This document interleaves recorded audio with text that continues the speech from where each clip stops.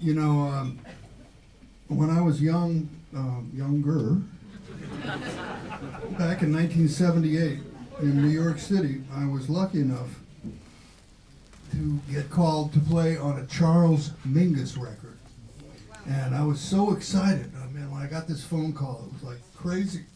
I couldn't believe it, because Mingus was and is my idol. And I didn't know him, you know. The record company called and said, "Would you like to be on this record?" I said, "Absolutely, you know, of course."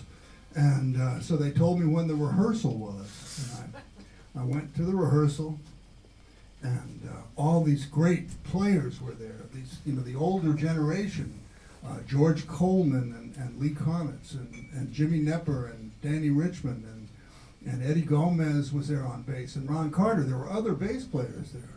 And this is crazy. No Mingus, he wasn't there.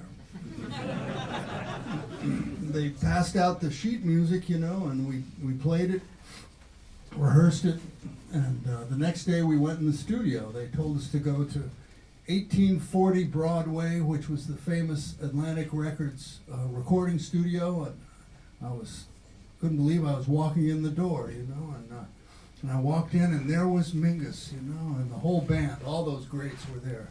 Mingus was over on the other side of the room. So I just went to my chair, you know, because there were like 20 musicians there. I tuned up my guitar and plugged into an amp that was there. And there were two other guitarists there, Larry Coryell and Philip Catherine. And it was amazing. So then Mingus had somebody kind of running it for him, this guy Paul Jeffries, saxophonist. And Paul counted off the first tune, and we played it. And then we played the second tune, and the third tune, so forth, until we had completed 5 numbers, and Mingus was there, you know. And then Mingus said something, whispered something in his right-hand man's ear, and they all went into the control room to listen to the songs that we had recorded.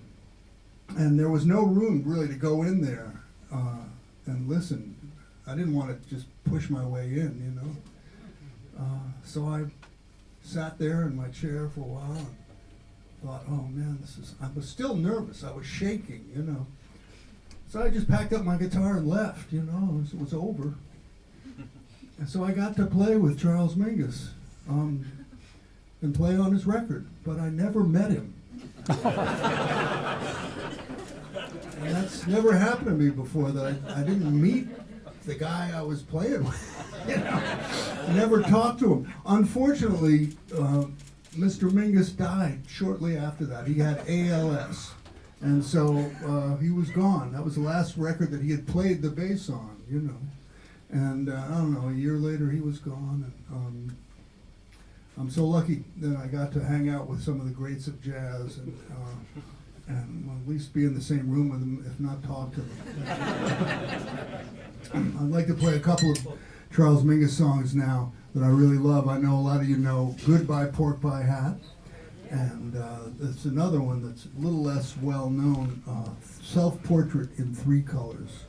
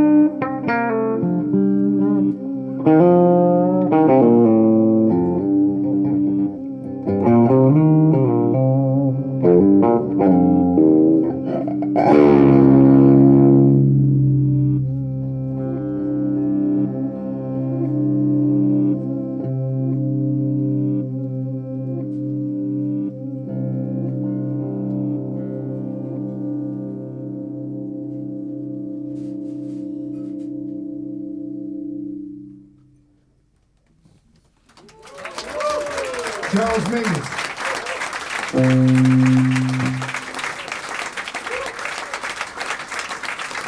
Thank you.